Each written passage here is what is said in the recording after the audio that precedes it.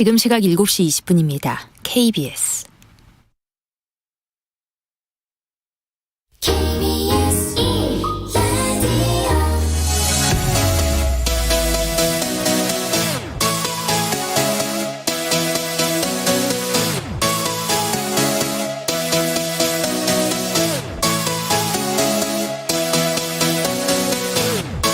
KBS 열린 토론.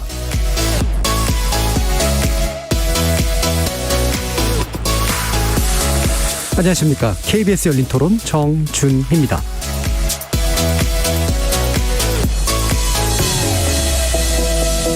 KBS 열린 토론, 오늘은 정치의 재구성으로 여러분을 만납니다. 윤석열 대통령 당선자가 어제 새 정부 8개 부처의 장관 후보자를 직접 발표했습니다.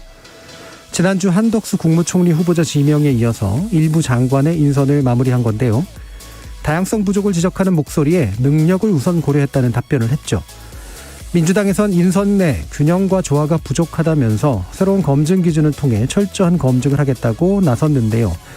일부에서는 어제 발표된 차기 정부의 초대 장관 후보자들에 대한 평가, 그리고 곧 시작될 청문회 전국 예상해 봅니다. 이어지는 2부에서는 새 정부 출범 전부터 여야가 강하게 부딪히고 있는 사안, 이른바 검수완박, 즉 검찰의 수사권을 완전 분리하는 법안을 이슈로 다뤄볼 텐데요. 야당에 이어 검찰까지 강하게 반발하고 있는데 과연 민주당이 새 정부 출범 전 이 법안 통과시킬 수 있을 것인지 살펴보겠습니다. 그리고 이번 대선이 역대 최소 표차로 마무리된 만큼 6일 지방선거 결과에도 관심이 집중되고 있는데요. 차기 정부의 국정운영 초기 성패를 좌우할 지방선거 판세를 통해서도 한번 말씀 나눠보도록 하겠습니다. KBS 열린 토론은 여러분이 주인공입니다. 문자로 참여하실 분은 샵 9730으로 의견 남겨주십시오. 단문은 50원, 장문은 100원의 정보 용료가 붙습니다. KBS 모바일 콩, 그리고 유튜브를 통해서도 무료로 참여하실 수 있고요. 일라디오, 이제 콩을 통해서는 보이는 라디오로도 만나실 수 있습니다. 시민 논객 여러분의 날카로운 의견과 뜨거운 참여 기다리겠습니다. KBS 열린 토론 지금부터 출발합니다. 살아있습니다. 토론이 살아있습니다. 살아있는 토론, KBS 열린 토론. 토론은 라디오가 진짜입니다. 진짜 토론, KBS 열린 토론.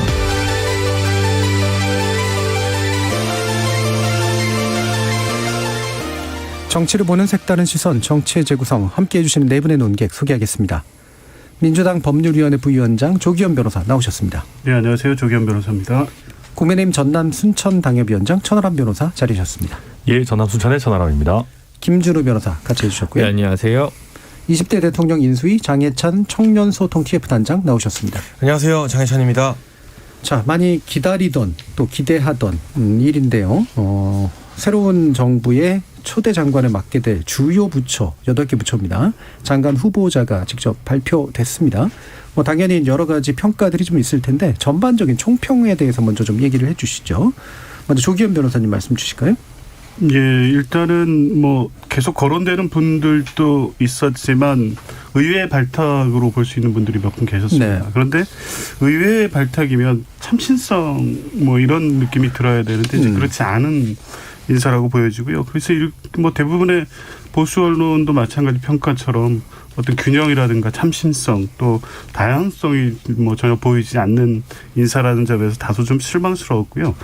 이제 이 기준이 능력 위주의 인사를 하신다는 당선인의 원칙에 기해서 이제 이런 인사를 하셨다는 설명인데, 능력 위주라고 하면 지역이나 성별 이런 거 고려 없이 예. 능력 중심으로 이제 발탁했다고 나야 되는데, 그 결과가 어떤 세대나 나이, 지역, 대학의 어떤 편향으로 드러났단 말입니다. 네. 이게 과연 능력 위주의 발탁인가? 그래서 이제 일각에서는 당선인과의 친분 관계가 가장 중요하게 인선에 작용하지 않았나, 이런 비판을 제기할 수 있을 것 같습니다. 네, 다양성이나 참신성 부족한 것도 그렇지만 그게 능력 위주의 인선이라고 하는데 사실은 다른 편향이 작동했던 게 아니냐, 능력이 아닌, 이런 지적을 해 주셨네요.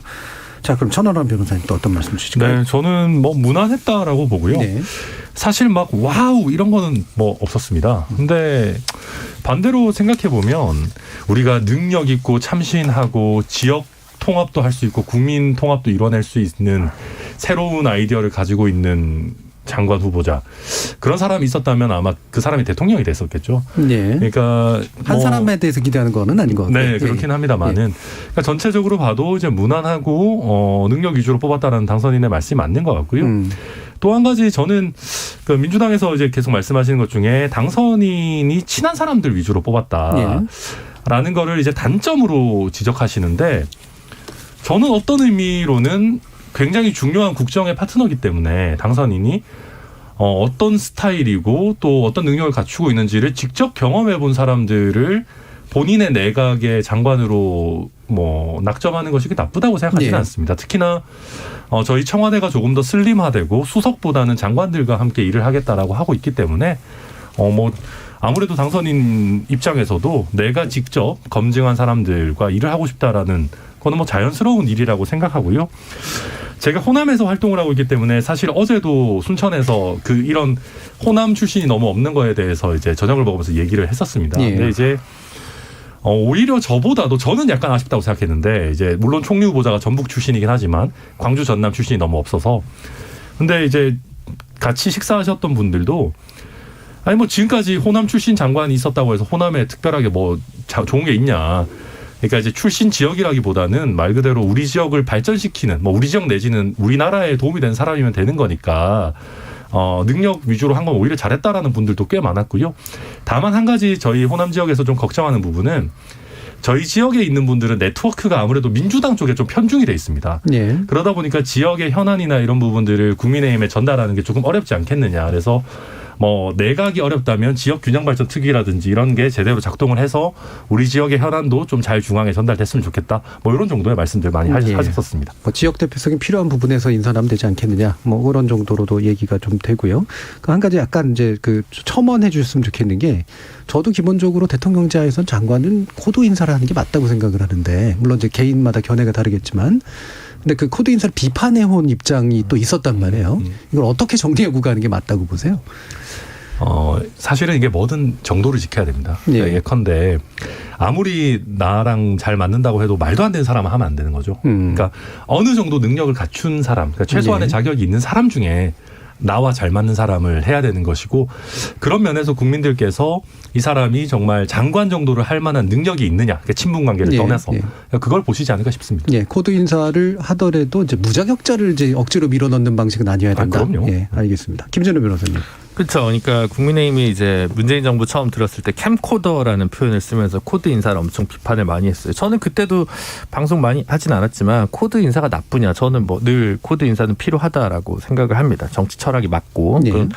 그런데 이제 본인들이 비판해왔던 거여서 본인들의 기준을 스스로에게 더 엄격해야 되지 않나. 내로남불을 되게 어떤 전가의 보도처럼 사용하던 국민의힘이라면 그래서 그 질문에는 좀 그렇게 딱 떨어지게 대답하기에는 좀 궁색할 수밖에 없을 것 같다는 생각이 들고요. 국민의힘 입장에서는 뭐 학교 그다음에 뭐 지역 뭐 세대에 따른 역차별을 오히려 배격한다. 뭐 그럴 수 있습니다. 뭐 그게 철학이라고 얘기하면 그럴 수 있는데 그런 면에서 근데 이제 우아하는 인사는 딱히 보이지 않아요. 능력 중심으로 해가지고 전부 뭐 특정 학교 출신인데 정말 이 분야에서 탁월해가지고 뭐 누가 뭐 여야 진보 보수 할 거 없이 대과 없고 이분은 언젠가는 장관을 할 만한 분이었다라고 딱 생각나는 인물이 여기 딱 있느냐라고 얘기하면 저는 약간 물음표가 붙거든요. 예를 들면 그런 경우가 어디 있냐면 저는 이번에 한국은행 총재 임명 대신 이제 주명자 같은 이창용 교수,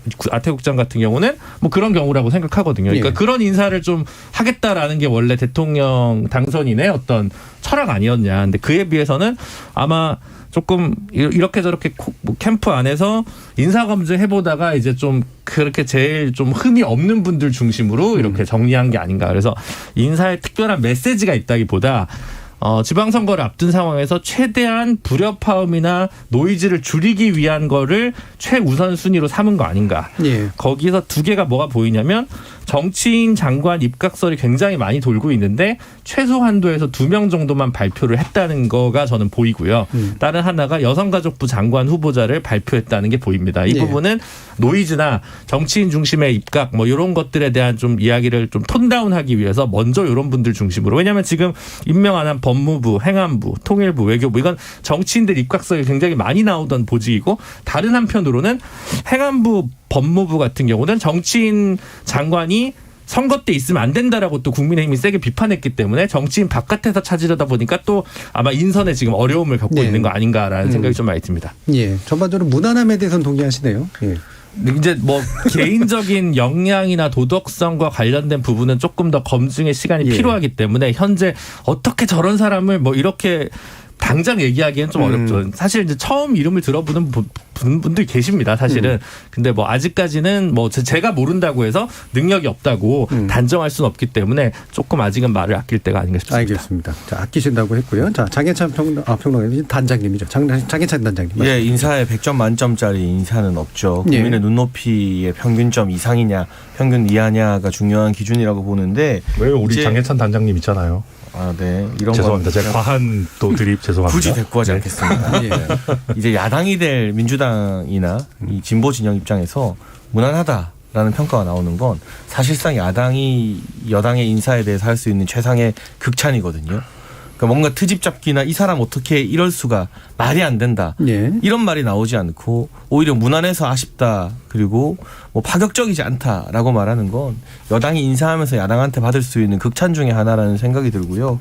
저는 지금 상황을 윤석열 당선인이나 인수위 측에서 준 전시 상황으로 인식하고 있다고 봅니다. 그러니까 평시가 아니라 코로나가 정말 심각하고 오미크론세가 조금 꺾인다고는 하지만 여전히 10만 명 내외가 나오고 있고 오늘도 제가 코로나 소상공인을 김포에서 만나고 왔는데 이 손실 보상에 대한 기준이 중기부에서 제대로 마련하지 않고 오락가락이라 특히 다음 분기 손실 보상에 대한 자영업자의 걱정이 굉장히 많더라고요.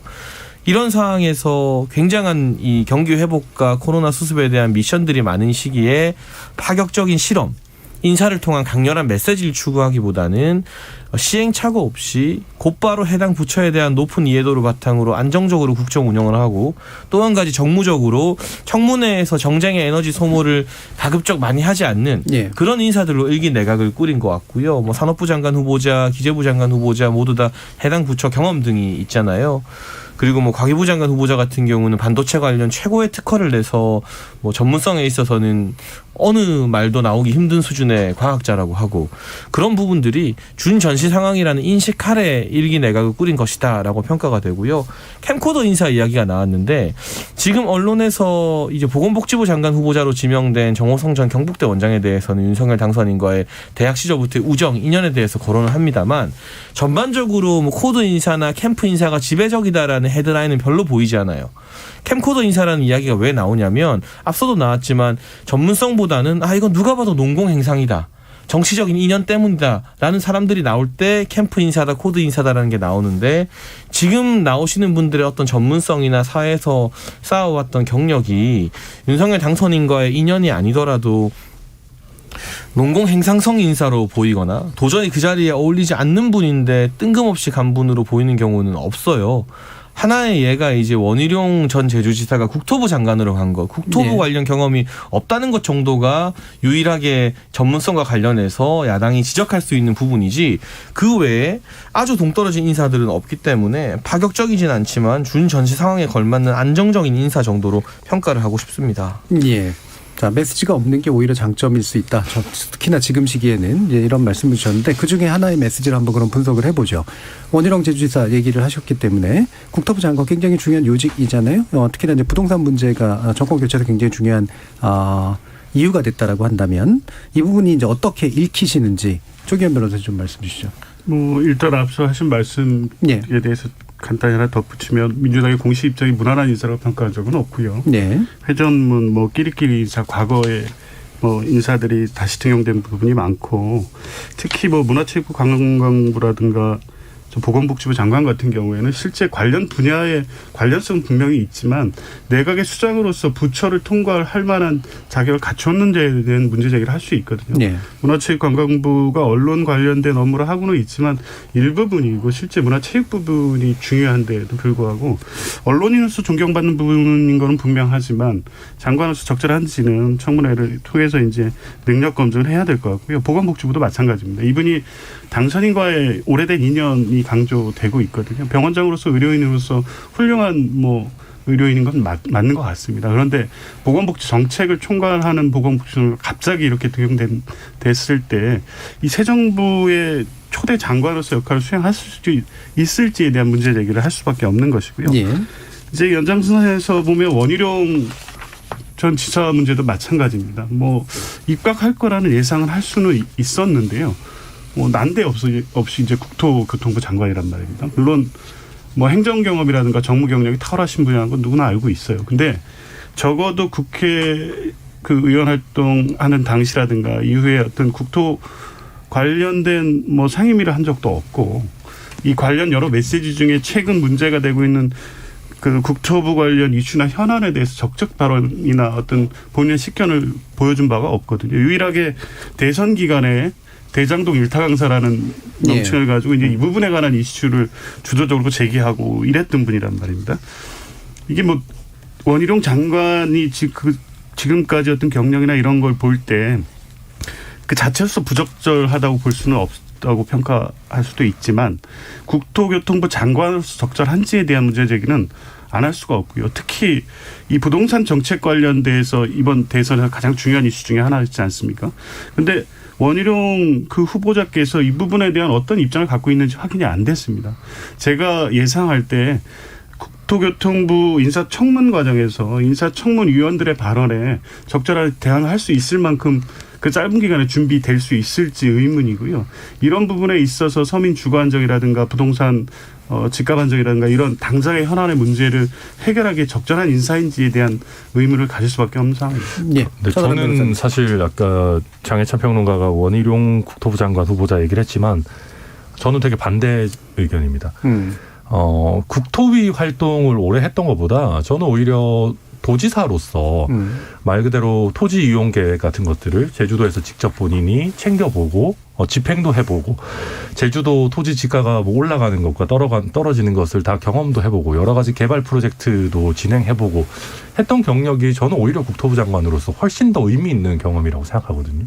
그러니까 왜냐하면 우리가 지금까지 내놓은 정말 27차례인지 8차례인지의 대책들이 현장에 갔을 때 실효성이 없거나 왜곡된다라는 비판을 많이 받아왔었습니다. 저는 그런 면에서 물론 도지사라는 자리가 부동산 정책만 하는 자리는 아닙니다만은 그런 조닝이라든지 이런 게 굉장히 중요한 부분이긴 하니까 그런 거에 대한 경험이 있는 것도 중요하게 볼 필요가 있는 것 같고요.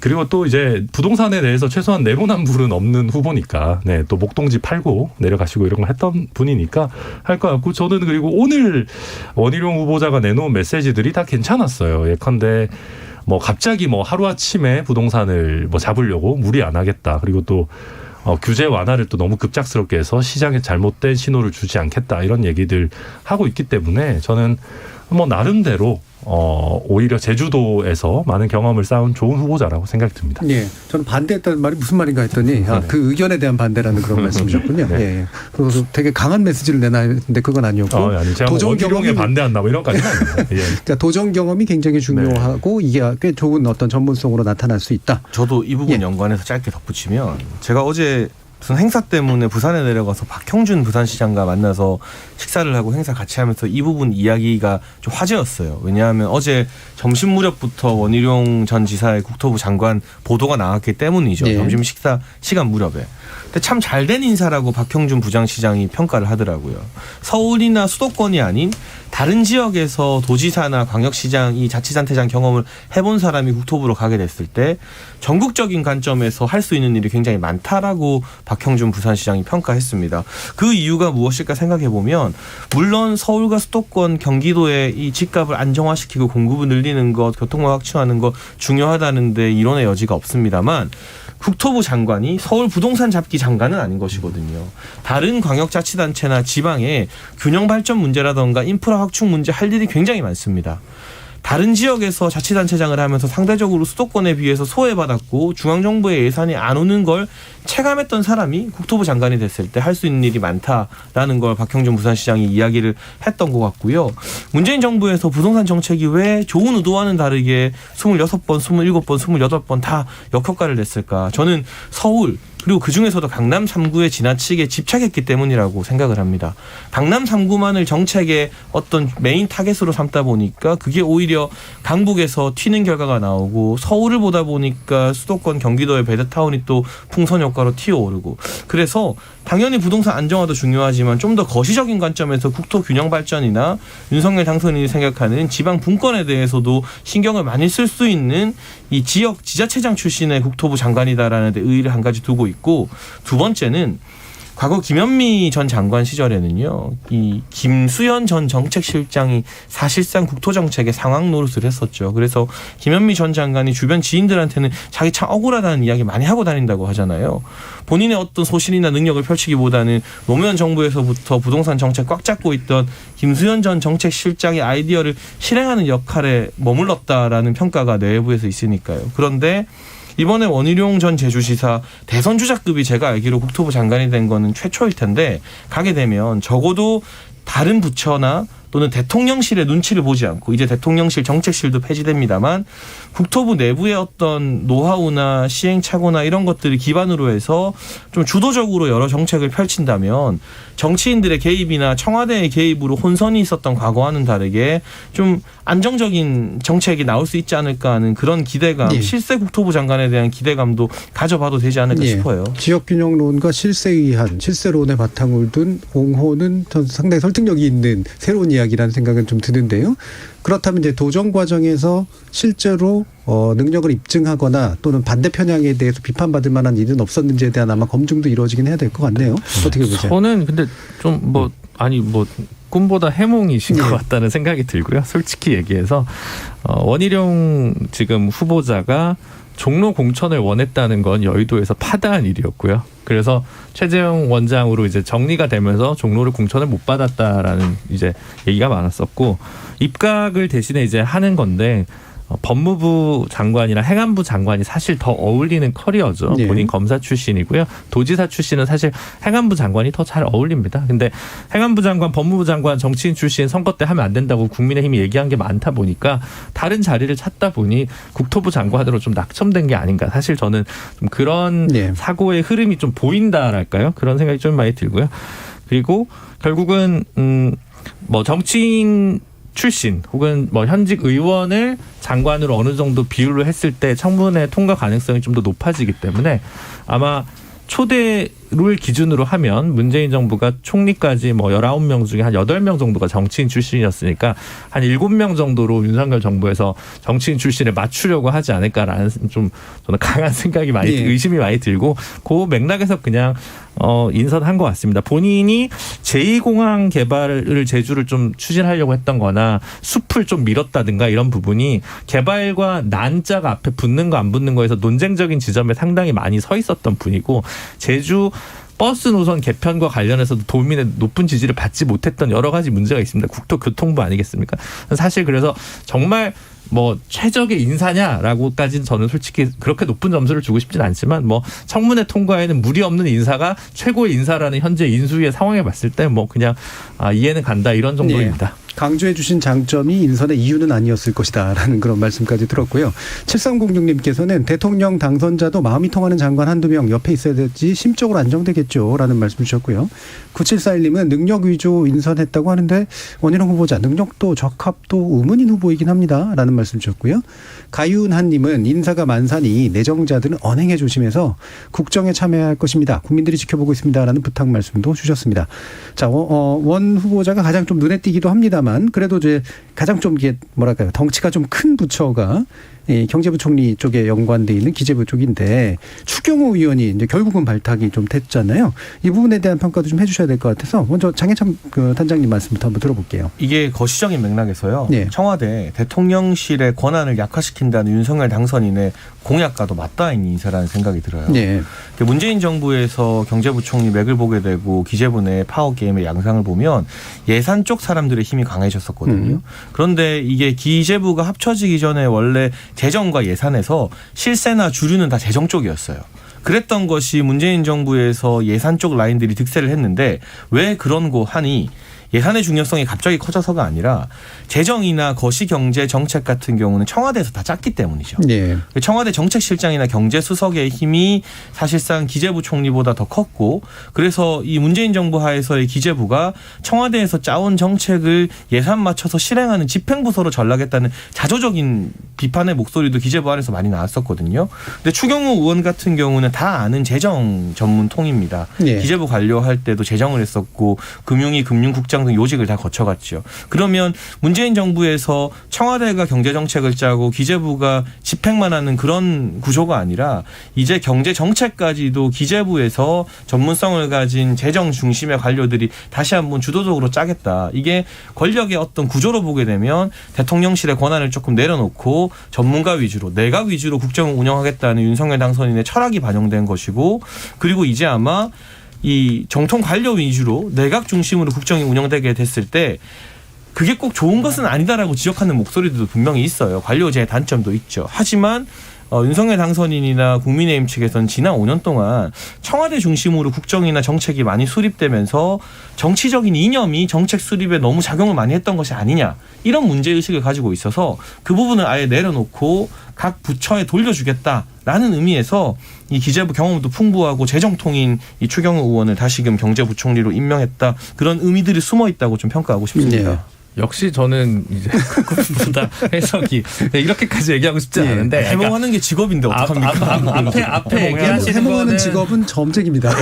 그러니까 예를 들면 이제 경제기획원 출신이냐 아니면 재무부 이재국 출신이냐 뭐 이런 건 이제 중요한 라인의 예. 문제라고 얘기를 할 수 있어요. 근데 오히려 그게 아니라 추경도 해야 되고 여러 가지 이제 기재부와의 의사소통이 원활해야 되는데 재무부 출신, 기재부 출신의 뭐 홍남기, 김동연 이런 분들을 부총리로 발탁을 했더니 독자적인 목소리를 많이 내니까 기재부 출신으로서 기재부 관료들에 대한 장악력이 있고 정무적 코드도 당내에서 쭉 되는 사람으로 해야겠다. 기재부 네. 출신의 정치인으로 총리를 하는 것이 추경이나 여러 가지를 추진하는 데 있어서 기재부 관료들의 반발을 최대한 누그러뜨릴 수 있겠다라는 의미가 더 강한 거지. 네. 여기서 예산실이냐 뭐 재정이냐 이거의 이분법이라고 한다면 기재부 안에서 발탁 인사를 해가지고 그냥 부총리 장관을 임명하면 되는 문제거든요. 그래서 그거보다는 김동연, 홍남기가 두 분의 부총리가 뭔가 추경에 있을 때 문재인 정부의 반기를 들었던 부분에 대한 반면 교사에 따른 인선이다라고 보는 게 더 정확한 거 아닌가 싶습니다. 예. 저도 이제 언뜻 이제 이해가 되면서도 얘기가 안 됐던 부분이 그건데 이를테면 경제 정책에 대해서 대통령실에서 뭔가 쥐고 흔드는 게 아닐 목적이다라고 하면 그건 다른 문제로 풀면 되는데 재정통을 재기용하는 게 그 문제를 해결하는 방식일까가 약간 의문스러운 측면들이 있었거든요. 한번 들어보죠. 네, 그런데 이제 사실 아까 얘기한 장해찬 평론가 얘기 저는 되게 이해가 잘 되는데 아무래도 재정이라는 게 되게 중요한 거시경제 수단 아니겠습니까? 그래서 이제 그런 부분에 대해서도 청와대 정책실장에게만 맡겨놓는 게 아니고 직접 경제부총리가 자기네 팀을 짜가지고 경제를 가능한 자기의 철학에 따라서 운영할 수 있도록 해주겠다라는 면에서 저는 추경호 후보자 정도면은 굉장히 적절한 인물인 것 같고요. 그러니까 기재부 1차관 하면서 이제 이미 기재부 경험 있고 뭐 김준일 변호사 말씀하셨지만 또 굉장히 특이한 이력이 벌써 장관급을 한번 하셨어요. 국무조정실 실장을 하면서 또 타부처를 조율하는 역할까지 했었기 때문에 이번에 경제부총리가 단순히 기재부 장관을 넘어서 뭐 산업부 장관이라든지 뭐 국토부 장관이라든지 어떤 경제 전체 팀을 좀 이끌어가는 역할을 맡기에 적절한 인물이 아닌가라는 생각이 들고요. 그러니까 이번에 보면 인사가 대체로 언론의 적중률이 좀 높은 편입니다. 그러니까 뭐 물론 몇몇 아닌 분들도 있지만 추경호 후보자 같은 경우는 거의 아주 초기부터 인수위 아주 초기 단계에서부터 뭐 경제부총리 하마평에 올랐었고 누가 보더라도 충분한 자격과 경력을 갖춘 분이고 실제 제가 당에서 뭐 많이는 아니지만 몇 번 겪어보면 되게 인간적으로도 괜찮아요. 젊은 사람들이랑도 말 소통도 잘하고 제 기억나는 에피소드를 하나 그냥 풀자면은 이준석 대표랑 윤석열 그 당시 후보가 싸우고 있을 때 저를 우연히 이렇게 국회에서 마주쳐가지고 방으로 부르시길래 제가 또 그때 이핵관으로 소문나 있어서 혼내시려고 하나 그래서 그런 게 아니라 갔더니 저한테도 이준석 대표의 방법론에 100% 동의하는 건 아니지만 젊은 사람들은 그렇게 부딪히는 맛이 있어야 된다. 네. 천하람 변호사도 오히려 당이 잘못된 길로 갈 때는 세게 목소리도 내고 그래라. 뭐 그런 얘기를 했던 게 기억이 나는데 뭐 전체적으로 인품도 괜찮고 경력도 괜찮기 때문에 저는 이번 발표에서 가장 잘된 인사 중에 하나라고 생각이 듭니다. 네, 우리 천하람 변호사님의 논평이 점점 다선의원다워지는 같습니다. 자, 예, 조기현 변호사님. 이 인선 중에 예상은 되면서 제일 걱정되는 부분이 이제 추경호 부총리에 대한 인선이었는데요.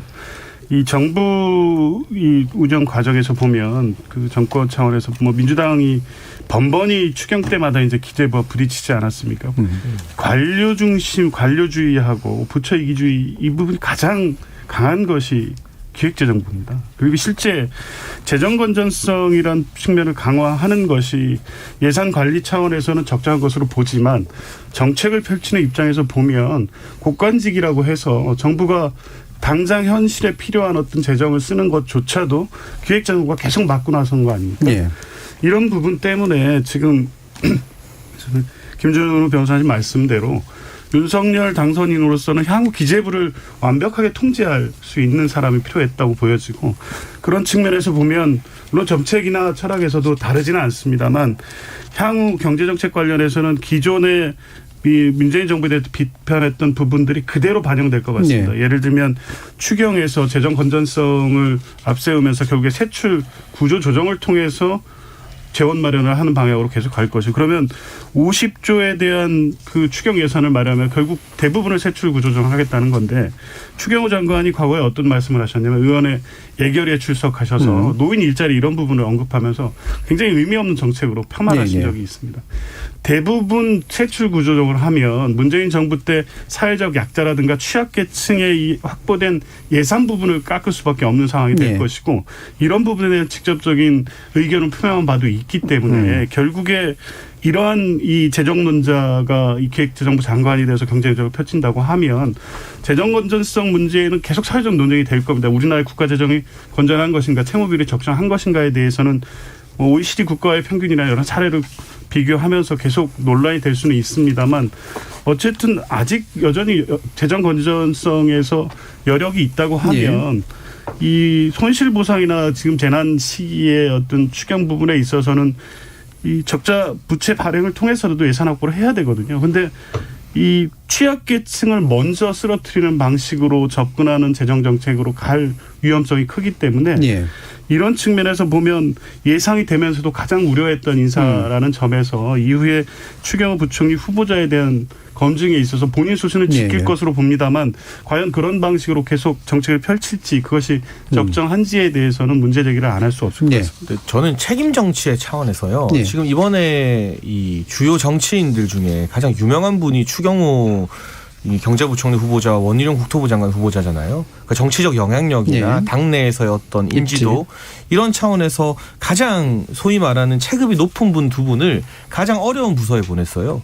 이제 경제부총리 같은 경우는 말씀해 주신 것처럼 국민의힘이나 윤석열 당선인이 추구하는 재정 건전성에 대한 거시적인 좀 장기적인 개선 방안과 동시에 또 코로나 긴급 사태를 구제하기 위한 추경 재원을 마련해야 되는 정말 이 뜨거운 아이스 아메리카노 만들어라 같은 그런 불가능한 미션을 잘 수행해내야 되는 것이고 국토부 장관은 이건 독이 든 성배라고 정치권에서 표현을 많이 하잖아요. 잘하면 대박이지만 못했을 때 엄청난 비난에 직면하게 되는 그냥 임기를 대충 안정적으로 보낼 수 있는 자리는 절대 아니죠. 근데 그런 자리에 국민의힘의 중진과 대선 주자를 보냈다는 것 그리고 비교적 이제 다른 부처 뭐 중요도가 낮다고는 할 수 없습니다만 이 언론이나 정치권의 이 정책 집행 검증에서 약간은 비껴나 있는 자리에는 이 전문성이 있는 학자 출신이나 관료 출신을 배치했다는 건 책임 차원에서 저는 나쁘지 않은 선택인 것 같다. 이 정도 체급이 되는 정치인들이 부처로 가서 경제 관련된 정책이나 국토 정책을 잘못했을 때 그 비판은 온전히 또 본인들의 몫이 되고, 물론 당연히 당선인에게도 부담이 되는 것이지만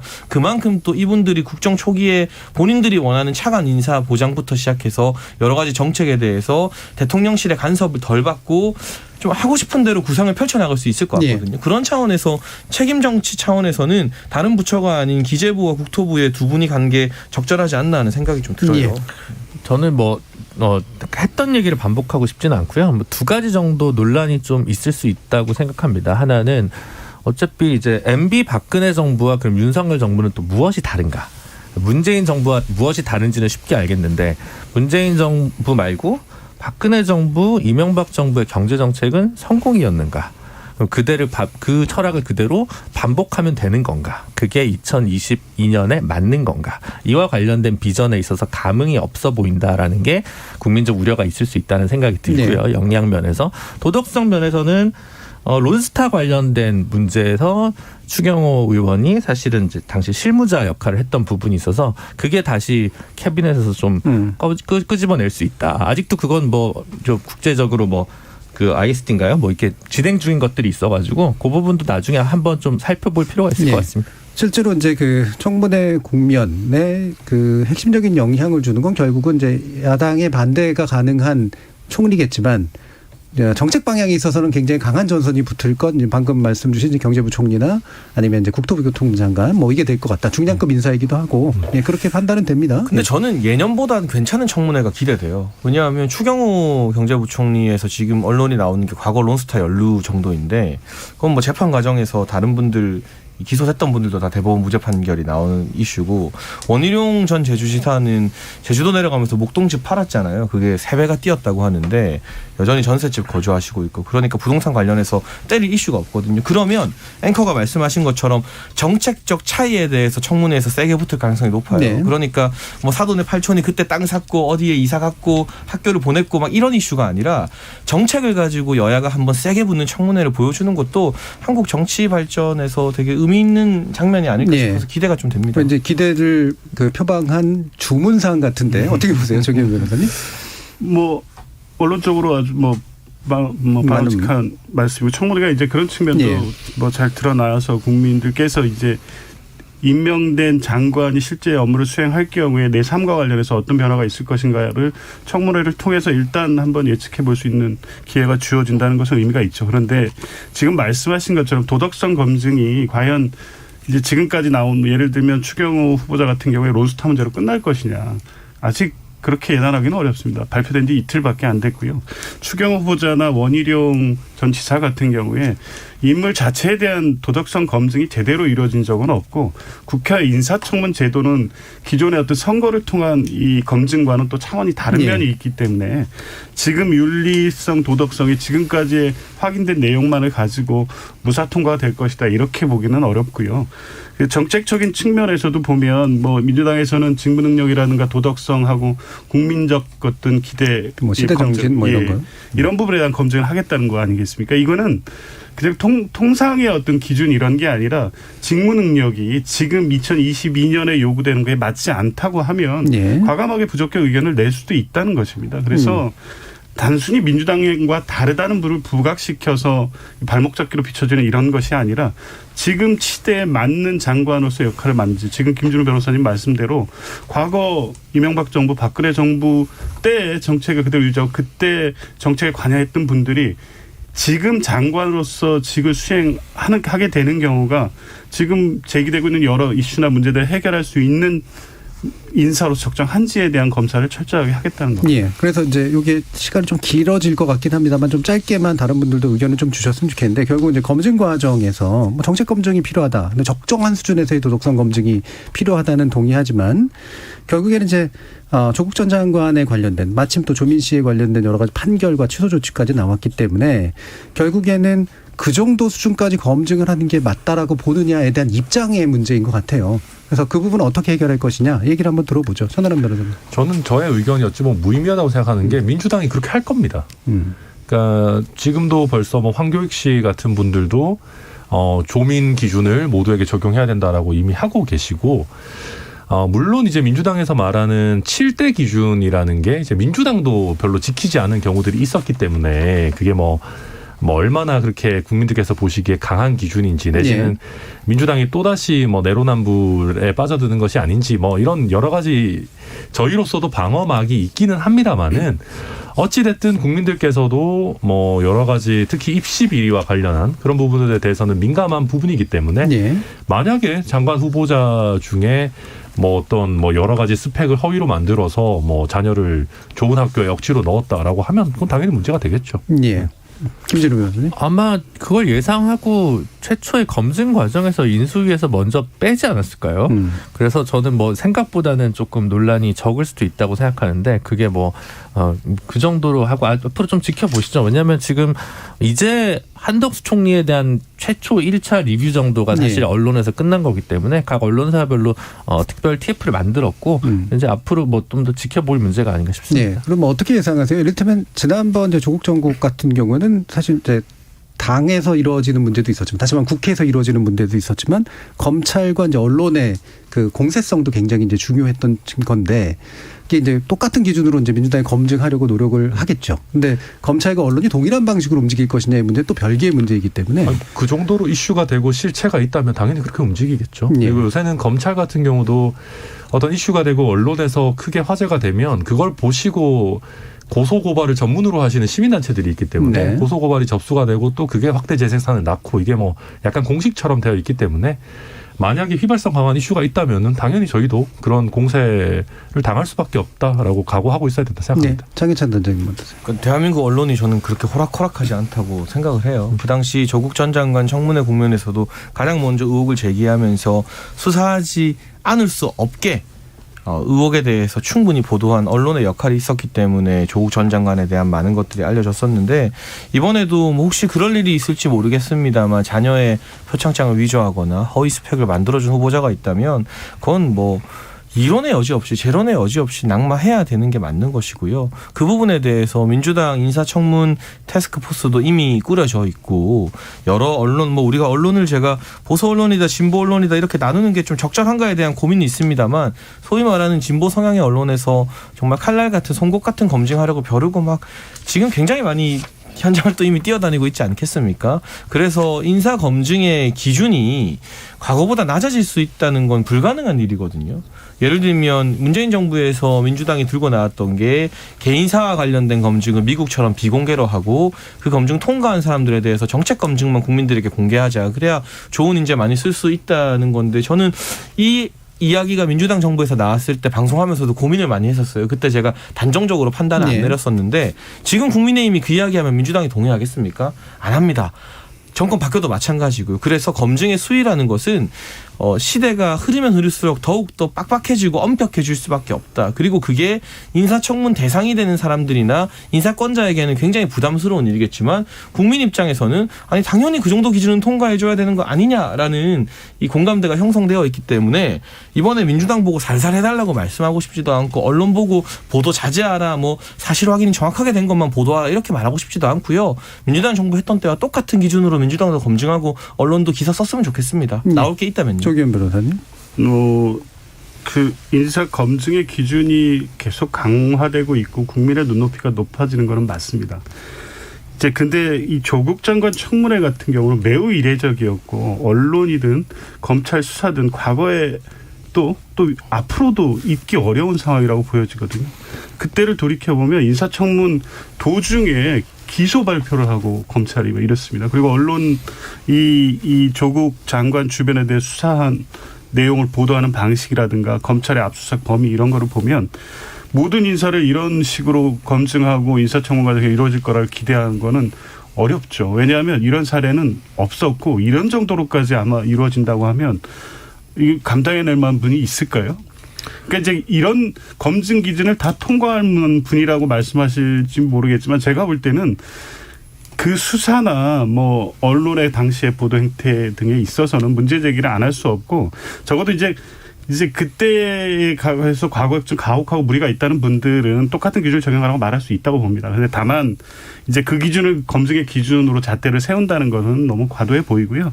공정과 정의가 결국에 거기에서 출발해서 윤석열 당선까지 왔기 때문에 적어도 그 기준에 또 그에 부합하는 정도의 도덕성 기준은 뭐 당연히 해야 된다고 봅니다. 네, 뭐 기준도 기준이지만 사실 방식의 특이성이 문제인 것 같아서 자꾸 그런 생각이 드는데 마지막으로 김준우 변호사님. 일단 뭐 7대 원칙이라고 문재인 정부가 제시했던 기준을 문재인 정부가 일부 그 충족을 못 시킨 경우가 있었습니다. 근데 이제 충족을 못 시켰으니까 민주당이 내로남불이다라고 국민의힘이 비판했지 7대 기준이 몽상적이다라고 얘기는 하지 않았던 것 같습니다. 그러니까 아마 7대 기준은 그대로 아무래도 적용이 될 가능성이 높을 수밖에 없을 것 같고요. 국민 눈높이가 그만큼 올라왔습니다. 검찰이나 언론에서 그 당시 조국 장관과 관련 케이스는 특이점은 그랬던 것 같습니다. 제 생각에는 이제 하나는 검찰과 직접적으로 좀 부딪히는 인물이었다라는 것이 하나고요. 두 번째는 보통 이제 문제 제기를 하면 바로 낙마를 하는데 낙마를 안 하고 좀 더 강행을 하다 보니까 언론에서 좀 더 깊이 들어간 부분이 있지 않을까 싶습니다. 그러니까 이전에 있는 분들도 사실은 어떻게 보면 허물이 더 있는 분들도 계신데 한두 개가 나왔을 때 먼저 그냥 내려가신 경우들이 있어요. 그러니까 의혹만 있다가 내려가신 경우가 대표적인 게 김용준 총리 후보 지명자 아니었겠습니까? 그러니까 이제 그거는 또 그거에 따라서 좀 달라지는 측면이 있을 것 같은데 다만 그때가 좀 과했다라는 것이 뭐 대부분 중론이라면 아마 언론이나 검찰도 그 부분에서는 자제를 할 텐데 조국 장관을 좋아하시는 분들은 왜 이때는 저렇고 저때는 저렇냐라고 얘기를 하겠지만 전반적으로 그 정도까지 좀 가는 거는 우리 사회의 에너지가 좀 낭비라는 측면에서 좀 자제될 필요가 있지 않을까 싶습니다. 저는 진짜 진심으로요. 똑같이 했으면 좋겠어요. 그만하게 나오면 언론에서 기사 쓰고 아까 말한 것처럼 수사하시고 기소할 만한 게 있으면 인사청문회 도중이라도 기소하시고요. 다만 나올 게 있어야죠. 그리고 7대 원칙이 병역 기피, 불법 재산 증식, 세금 탈루, 위장 전입, 논문 표절, 음주운전, 성범죄인데요. 이게 선출직 이 공직자들에게는 별로 적용이 안 돼요. 국회의원 출마하거나 대통령 출마할 때 뭐 7대 원칙 검증 안 하잖아요. 그런데 나오게 됐다면 언론의 검증이나 정치생활 과정의 검증을 통해서 이 7대 원칙에 대해서 어겨지는 것들이 나온다면 그분들은 이젠 선출직 출마에서도 조금은 페널티를 줘야 되지 않나. 그런 생각이 들어요. 알겠습니다. 페널티 실제로 줍니다. 예, 알겠습니다. 본관위원이라서 그 얘기도 대선 출마도 하시니까 이런 게 걸려도. 자, 일부가 조금 길어져가지고요. 일단 여기서 좀 마치고요. 왜냐하면 또 논의를 하면 사실 얘기 되게 많으시잖아요, 다들. 예, 근데 이 정도 선에서 충분히 의견들을 좀 표명해 주신 것 같고 일단 1부 마무리 짓고 남은 시간이 그렇게 많지 않아서 2부에서는 좀 간단하게 두 가지 이슈 짚어보도록 하겠습니다. 여러분은 KBS 열린 토론과 함께하고 계십니다. 토론이 세상을 바꿀 수는 없습니다. 하지만 토론 없이 바꿀 수 있는 세상은 어디에도 없습니다.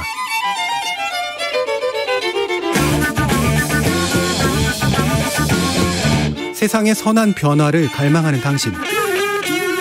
정답이 아니라 질문의 힘을 믿는 당신. 우리 KBS 열린 토론에서 만납시다.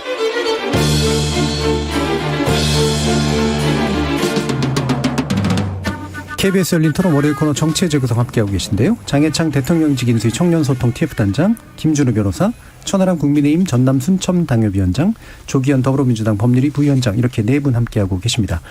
1부에서 다 못 다뤘습니다만 2부에서 다뤄야 될 이슈도 꽤 큰 이슈가 덩어리가 두 개나 있는데 짧게만 일단 먼저 좀 얘기하는 게 좋을 것 같아요. 결국 되게 다음 주에 굉장히 전개될 것들이 좀 많아서요.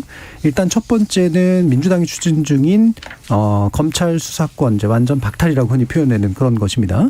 여기에 이제 당연히 검찰 측은 상당한 반발을 하고 있고요. 야당도 이제 이건 대선 불복이 아니냐라는 식의 의견까지도 나오면서 새로 선출된 원내대표 간에도 상당히 좀 불편한 분위기가 연출되는 이제 그런 모습이었거든요. 요 국면 일단 어떻게 보시는지 한 번씩 간단하게만 얘기를 들어보죠. 김준우 변호사님. 길게 해야 될 얘기를 짧게 하겠는데 제가 재주가 없긴 한데 검찰 개혁에 있어서 기소와 수사를 가급적 분리하는 원칙에는 저는 찬성을 합니다. 근데 현재 이루어진 검경 수사권 조정도 사실 문재인 정부 시작하고 한 2년 반 걸쳐서 이루어진 작업입니다. 되게 세세하게 건드릴 게 많고 그걸 하고도 현장에서의 좀 어려움들이 있습니다. 그런 상황에서 당장에 바로 또 법률과 입법을 통해서 그 다음 단계로 나가는 게 굉장히 촘촘하게 뭐랄까요, 청사진이 마련돼도 좀 어려운 부분이거든요. 근데 지금 조금 정무적으로 이 문제를 끌고 가는 것 같아서 조금 너무 약간 청와대 용산 집무실 이전 같은 느낌이 듭니다. 그래서 적절치 않다라는 생각이 많이 드네요. 네, 짧게 잘 얘기해 주셨고요. 천하람 변호사님. 네, 제가 사실 용산 집무실 이전 얘기를 하려고 그랬는데 먼저 선수를 쳐주셔가지고 반대한다는 걸 용산 집무실 이전에? 아니요, 그런 건 아니고 저는 용산 집무실 이전 반대 논리 중에 제일 설득력 있는 게 왜 이렇게 서두르냐였어요. 사실 그거에 대해서는 저희도 마땅한 뭐 대응 논리가 사실 많지 않은 것도 맞죠. 뭐 그나마 저희가 열심히 하고 있다, 안보 공백 특별히 없다 이런 얘기 드리는 건데, 이게 사실 검찰 우리나라 사법 정책, 형사사법 정책에서 수사의 주재자가 검사라고 배웁니다. 그리고 헌법에서도 영장 청구권을 가지고 있는 우리 수사의 인권을 지키는 보루도 또 검사죠.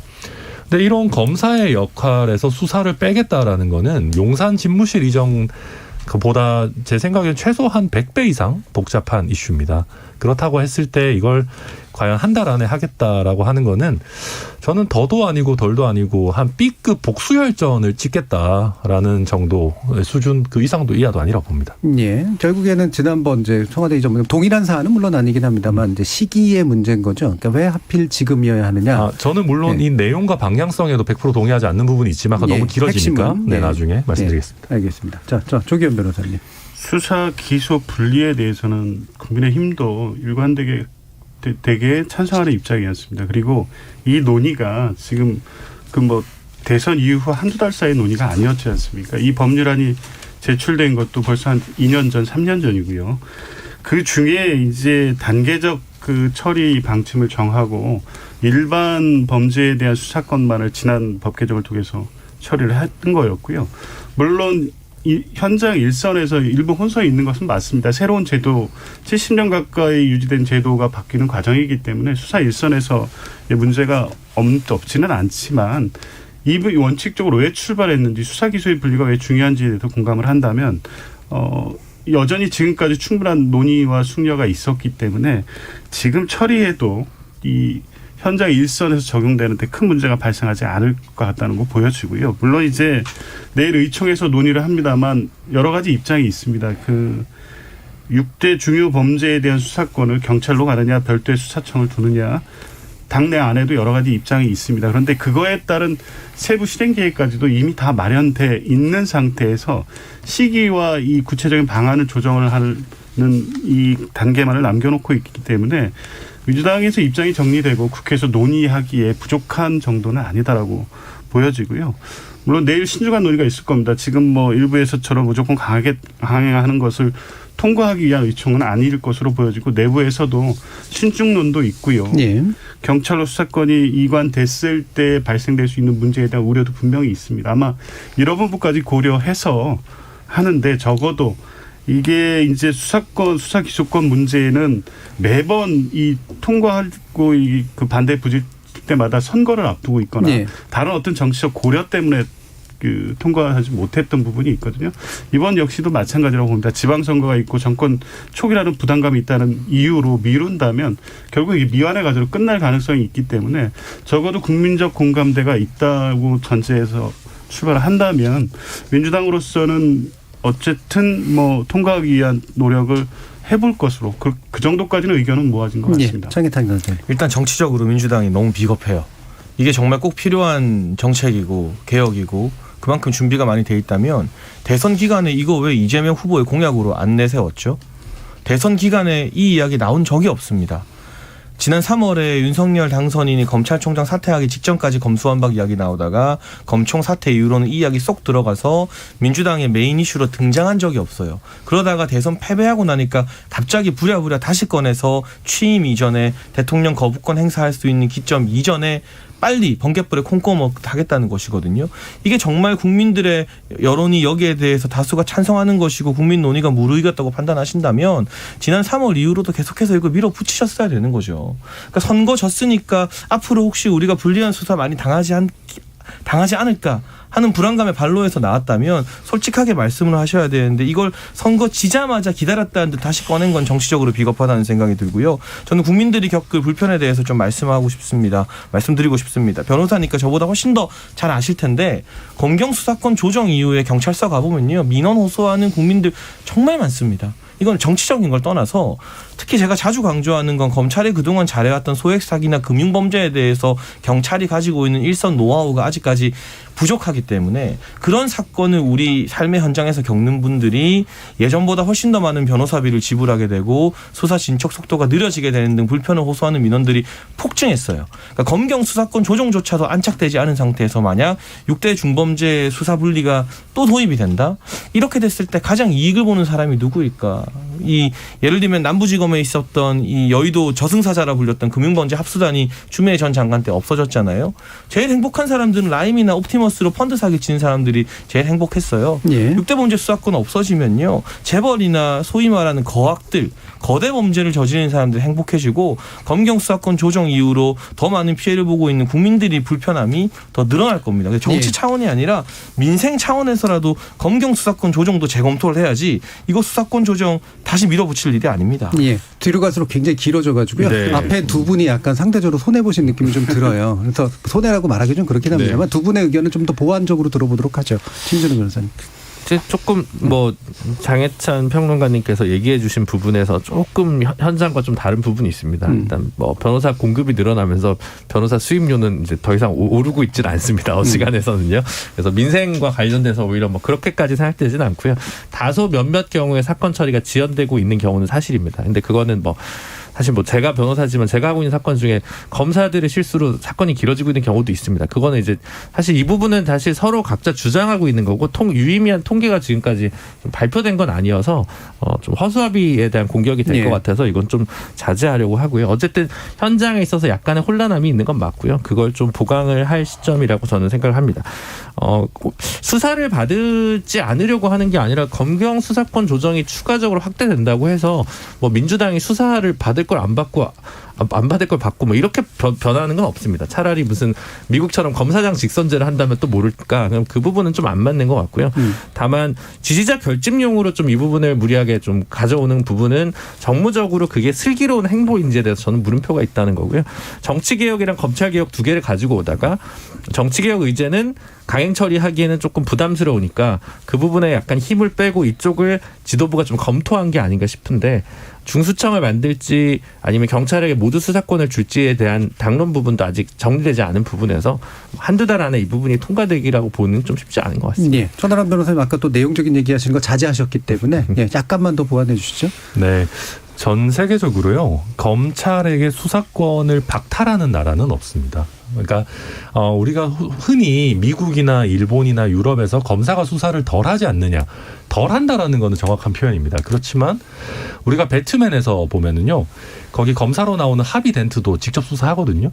그리고 트럼프 대통령도 뉴욕주 검찰이 직접 수사하고요. 일본도 경찰이 저희보다 조금 더 적극적으로 수사하는 건 맞지만 아베 총리의 문제가 생기거나 하면 검사가 직접 수사합니다. 그러면 저는 그래서 검찰 수사권 박탈이라는 얘기가 아예 말이 안 된다라고 생각하는 이유가 뭐냐면 경찰이 수사를 해서 갖고 와요. 검사가 봤을 때 조금 미진한 부분이 있습니다. 한두 사람한테 더 물어봐야 되거나 조금 경찰에서 착오한 부분이 있거나 하면 검사가 피의자건 참고인이든 불러서 물어보고 그걸 정리해서 기소를 할 수 있어야 될 거 아니에요. 그러면 지금 민주당에서 얘기하는 안들에 의하면 그게 경찰이 됐건 중수청이 됐건 검사는 아무리 사소한 수사적인 보완을 하고 싶어도 다시 그쪽에다가 보완 수사를 보내야 된다라는 결론에 이르거든요. 그게 과연 정상적인 수사 기법인가라는 게 한 가지가 있고요. 만약에 검찰 수사의 총량을 줄여야 된다라고 한다면은 우리 이미 지금 마련되어 있는 국가수사본부 같은 데다가 검찰 수사관들이라든지 아니면 나는 수사를 전업으로 하기를 원하는 검사들을 그런 쪽으로 옮긴다거나 인력의 재배치를 통해서도 검찰이 직접 수사하는 총량을 줄일 수 있었습니다. 그런데 그런 노력들은 전혀 하지 않고 마치 검찰 조직에 회초리를 들어야 되는 상황에서 검찰 조직을 아예 그냥 분쇄기에 넣어버리겠다라는 굉장히 무식한 형태의 지금 안을 하고 있는 거고요. 왜 그럼 이렇게 무식한 형태의 안밖에 할 수가 없느냐. 김 변호사님 말씀하셨지만 검찰 개혁을 선명하게 해야 된다라는 파퓰리즘적인 요구가 있기 때문입니다. 그래서 뭔가 민주당이 실제로는 별로 개혁에 관심이 없음에도 불구하고 악인 검사를 때려잡는 우리가 선한 개혁 세력이야라는 이미지를 유지하기 위한 과도한 어떤 코스프레 정도라고밖에 보이지가 않습니다. 예, 네. 알겠습니다. 자, 이게 더 얘기하고 싶으실 텐데요. 여기서 정리를 좀 했으면 좋겠습니다. 네. 왜냐하면 요 논의가 좀 아쉬운 부분이 있습니다만 청취자 의견 몇 가지만 소개시켜 드리고 마지막 마무리 발언 쪽으로 좀 넘어갈 텐데요. 3377님께서 김학의 사건 검사 100만 원 접대 쪼개기 김건희 여사 주가 조작 가담 범죄를 보고도 수사하지 않는 검찰 수사께서 지금 분리해야 된다라는 의견 주셨고요. 또 반대로 1798님은 검사가 수사 못하면 존재 이유가 과연 있을까요? 라는 그런 부정적인 의견도 주셨습니다. 자, 사실 뭐 지선 얘기하기에는 시간이 좀 짧긴 합니다만 우리 천하람 변호사 방금 열띠게 얘기해 주셨는데 공관위원이시기도 하시고 국민의힘 쪽은 준비가 착착 되고 있다라고 좀 보시나요? 네, 뭐 일단은 저희가 지난 주말에 면접을 받고 오세훈, 박형준, 그다음에 경북의 이철우 지사 세 분에 대해서는 단수 공천을 이미 확정을 했습니다. 그리고 저는 저희 이제 서울시장 판세와 관련해서 가장 정확한 분석을 하신 거는 아무래도 이제 송영길 대표님이신 것 같아요. 네. 누가 나와도 진다. 근데 저는 이게 아니 좀 민주당 대표께서 하실 말씀인가? 아니 물론 저도 그렇게 생각은 합니다만은 이걸 입에 담을 수 있는 얘기인가 싶어서 일단 저희는 서울에 대해서는 그렇게 크게 걱정을 하고 있지는 않고 역시 핵심적인 거는 이제 경기와 이제 충청권 판세에 대해서 제일 관심을 많이 가지고 있습니다. 예, 민주당 얘기가 나와서요. 조기현 변호사님 판세에 대한 읽는 게 송 대표님이 옳았다. 어떻게 반박하실까요? 난감한 말씀. 예. 서울시장 선거는 객관적으로 어려운 선거인 거는 분명하죠. 근데 최대한 이기기 위한 전략을 짜야 된다는 것이 네. 당내 요구였고요. 그것을 실현하는 방법의 의견 차이는 분명히 있었던 것 같습니다. 송영길 대표님의 이제 그런 평가 말씀은 적절하지는 않았던 것 같고요. 당내에서는 새로운 인물을 내세우면 다른 판도를 기대할 수 있다는 시각도 분명히 존재합니다. 네. 뭐 이제 최근에 활성화된 여론조사여서 선거 결과로 그대로 이어진다고 볼 수는 없지만 당 지지율이 높게 나오거든요. 그렇다면 뭐 남은 한 2개월 동안의 선거운동 과정을 통해서 충분히 해볼 만한 선거로 만들 수 있음에도 불구하고 송영길 대표의 출마로서 여러 가지 이제 전략적 선택지가 좁아진 것은 분명해 보입니다. 이제 시간적으로 한계가 이제 분명해 보입니다. 한 4월 말까지 후보를 확정해야 되는 문제가 있어서 지금 이제 경선 과정에서 지금 박지원 위원장이 말씀하시는 그런 방식의 새 인물 영입을 통한 경선이 가능할지는 모르겠지만 뭐 일단 경선 과정에서 최대한 의미 있는 승부를 만들기 위해서 노력할 거고 그렇게 좀 비관적인 전망으로 하는 선거는 아니라는 점은 말씀드리고 있습니다. 예. 일단 또 그럼 경기도 얘기로 좀 약간 넘어가서 한번 짚어보죠. 장해찬 단장님 지금 김은혜 전 대변인 경기지사 등판했고 여론조사가 또 은근히 괜찮게 나오고 있는 그런 부분도 좀 보이는 것 같은데 이게 윤심이냐 박심이냐 라고 하는 식의 논의하고 연결이 된다고 보시는지 한번 말씀 좀 주시죠. 일단은 뭐 윤석열 당선인께서 지금 국정 운영 준비하고 있는데 특정 후보를 지지하거나 밀어줄 수 있는 상황은 아니고요. 그 부분은 전혀 관계가 없다라고 김은혜 후보께서도 이미 여러 번 말씀을 하셨고 다만 국민의힘을 지지하는 분들이 이런 생각을 하는 것 같아요. 지난 대선 정권교체에 누가 기여를 많이 했는가. 그 기여도에 대한 평가 그리고 대선 과정에서 김은혜 대변인은 계속 활약을 하면서 인지도가 많이 올라갔잖아요. 원래도 뭐 워낙 유명한 기자 출신 방송인이었습니다만 그런 부분들이 좀 긍정적으로 작용하고 있고 이번에 권성동 신임 원내대표가 압도적인 지지율로 당내 선거에서 당선된 걸 봐도 보통 정부가 새롭게 구성되는 초기에는요. 당정청이 좀 일체감을 가지고 호흡을 잘 맞춰서 이 대통령실의 국정 운영 아젠다를 밀어줘야 한다는 생각이 어느 정당에서나 뭐 다 일어나고 있는 현상입니다. 그런데 특히 지금 국민의힘은 정권 교체는 했지만 지방의회 의석수도 그렇고 단체장도 그렇고 특히 국회에서도 엄청난 여소야대 전국에 2년 동안 소위 시달려야 되는 상황이라서 당 내부에서 또 지지자들 사이에서도 우리가 똘똘 뭉쳐서 원팀이 되지 않으면 식무정부가 될 수 있다는 어떤 두려움과 공포감이 굉장히 큰 것 같아요. 와 정권 교체했다 하는 기쁨에 앞서서 그런 측면이 대선에서 계속 이 당선인과 호흡을 맞춘 분들에게 조금 더 유리하게 작용하는 측면이 분명히 있죠. 그건 그게 나쁜 건 아니라고 있다고 보는데요. 앞으로 가면 갈수록 경기도의 산적한 문제들 저는 교통과 교육이 정말 시급한 문제라고 봐요. 예. 부동산 공급 같은 경우는 4년 도지사가 주도적으로 할 수 있는 부분이 많지 않다고 보고 교통 여건이나 교육 여건을 어떻게 개선하느냐에 두 분이 어느 정도 메시지를 명확하게 내는가에 따라서 당내 선거가 좀 갈리지 않을까 싶습니다. 예. 경기도지사 판세 자체는 그럼 김준우 변호사님 어떻게 보세요? 비등비등할 것 같습니다. 그러니까 예. 이제 인물 경쟁력이 결국 광역단체장 선거에서는 정당 구도보다는 인물 경쟁력이 핵심이라고 전 늘 보기 때문에 근데 오히려 오늘 장혜찬 평론가님 얘기에 제가 계속 반박을 해서 그런데 제가 순서 배치를 그렇게 했네요. 원팀이 중요하면 유승민 후보를 용인을 하고 넘어가는 게 더 원팀일 것 같은데 네, 그게 진정한 원팀 만들 수 있는 더 쉬운 방법이다. 네, 그게 더 원팀이지 본인 캠프 윤 캠프 중심의 팀이 윤팀이지 이게 원팀인가라는 의문이 들고요. 그래서 권성동 원내대표, 김태흠 충남지사 후보, 김은혜 경기지사 후보 당선인의 그립감이나 인사에 대한 욕심이 좀 있구나. 뭐 나쁘다는 얘기가 아니라 있는 걸 있다고 해야지 그걸 부정하는 건 좀 아니지 않나라는 생각이 많이 들었습니다. 예. 네. 좀 시간이 딱 한 1분씩 정도 얘기해 주실 시간이 있었는데 자 서로 디스하도 괜찮고요. 바로 반박하셔도 좋습니다. 1분씩. 장혜찬 대표. 뭐 경기도나 뭐 다른 아무거나 지금 나온 부분에 얘기 대해서요. 중에. 저는 계속해서 강조하는 게 민주당의 지방선거가 이재명 선거 시즌2가 되는 게 되게 불안불안해요. 이게 이재명 지사의 조기 등판을 염두에 두고 판이 그렇게 짜지고 있는데요. 지금 벌써 서울에서 송영길 대표가 상처를 많이 입고 있잖아요. 최종 후보가 될지 안 될지 모르겠지만. 근데 송 대표가 있는 상처보다 사실상 송 대표를 추천한 게 아니냐라고 여의도 정가에서 거의 확정적으로 이야기가 돌고 있는 이재명 상임고문이 더 상처를 받게 되는 것이거든요. 그래서 과연 이렇게 일찍 급하게 아무리 사법 리스크가 있다 하더라도 이재명 후보의 영향력으로 지방선거를 준비했어야만 하는가 이 부분이 민주당 입장에서 참 고민거리인 것 같아요. 예.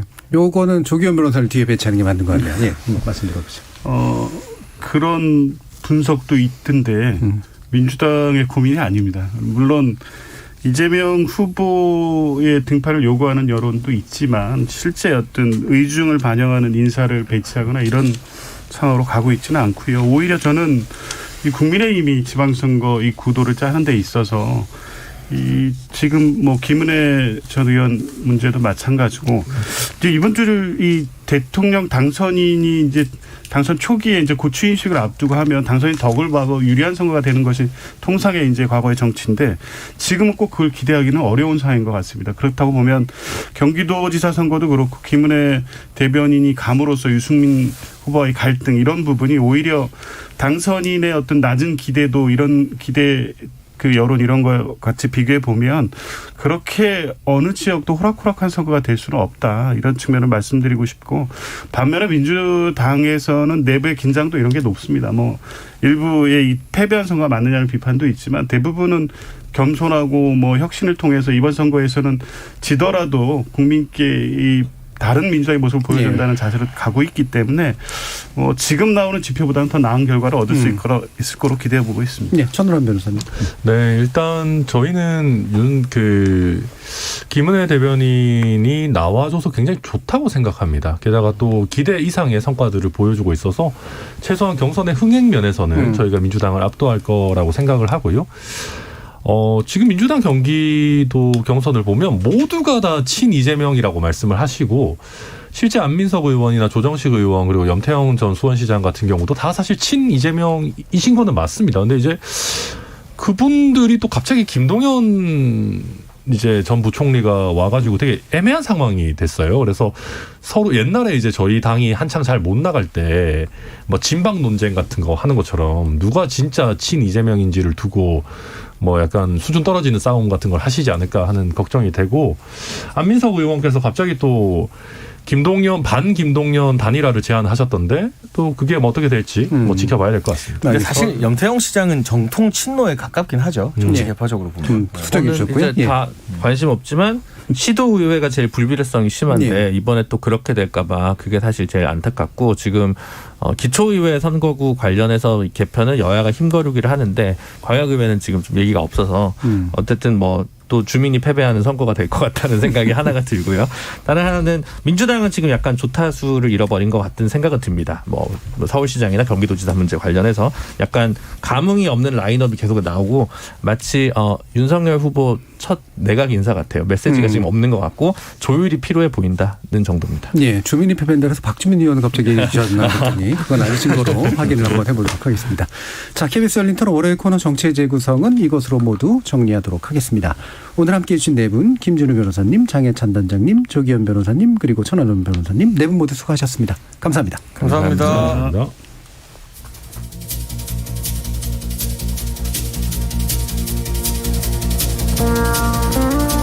선거가 다가올 때마다 새삼새삼 느끼는 건데요. 대중적으로는 정치 냉소주의, 심지어 혐오증까지도 강하지만 그에 대비되게 선출공직 후보자로 나서는 사람들은 점점 더 많아지고 후보자들의 자기 확신과 열망은 더 강력해지는 것 같습니다. 거꾸로 청문회를 거쳐야 하는 고위공직자를 선임하는 건 점점 더 어려워지는 것 같고요. 선거의 검증 기능이 약해서 문제인 걸까요? 아니면 국회의 청문 절차가 너무 빡빡해서 그런 걸까요? 저는 내일 저녁 7시 20분에 다시 찾아뵙겠습니다. 지금까지 KBS 열린 토론 정준이었습니다.